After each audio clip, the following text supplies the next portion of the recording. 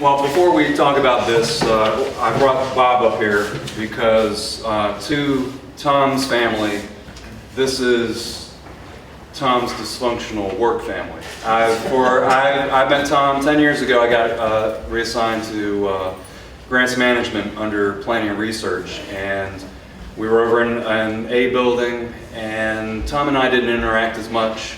But after we moved over to B building 7 years ago, something like that, Tom and I interacted more so.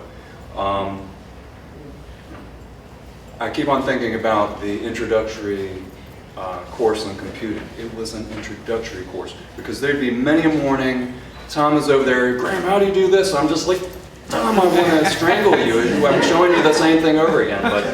And part of it was Tom jerking my chain, and he did it on purpose because he knew he'd get me all worked up about it. But I caught on though. It took me a while to get caught on, and I just was going, but it was good fun for him. So the reason why I brought Bob back up was essentially I've considered Tom to be my work father, and I have a lot of the same characteristics as Tom does. That's why I say that.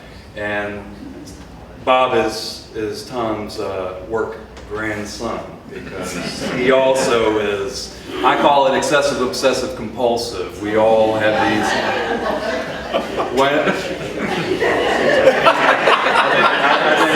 So that's why I brought Bob up, just to say that. So this is a shadow box for Tom. Normally, the tradition has been just for sworn members of the department, but I thought, a few years ago, I started creating them for people that I knew personally that were retiring. And I thought it was unfair and inappropriate that civilians, especially someone who has given 33 and a half years of his life, and I say his life because he's not just come to work and punched his ticket and got paid and went home. He has lived the state police, probably more than a lot of the troopers have, and he's definitely entitled to some commemoration of that, and that's what a shadow box is. I believe why they call it a shadow box is because it's the shadow that is cast behind you during your career, and as a remembrance of that. Now, what I ended up designing there, commemorative ribbons for all the certificates that he's receiving, consistent with pursuant to his retirement. And by the way, Superintendent Blasey presented him with his superintendent's salute during the last meeting of the Maryland Police Planners, which Tom has been a foundation of that organization. There's a plaque back there if you happen to notice it before you work out.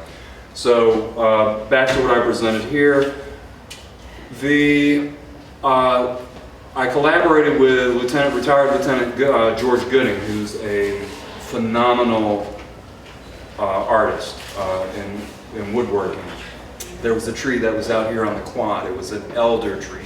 So very, very appropriate that he got a chunk of this elder tree to make what you're about to see. So Tom, to commemorate your retirement and your service, more to commemorate your service to the Maryland State Police, present to you your shadow box. Wow. And the entire feather and inkwell is made out of that elder tree. Elderberry.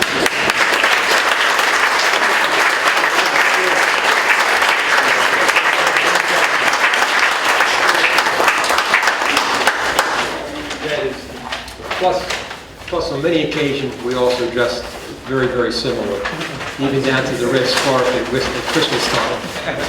Well, back to the hats. He had, and that's how we got down there. He and I had like a similar hat, and that's when Stu took us down to Baltimore to get a summer Stetson. Never again. Yeah, that was the next one. All right.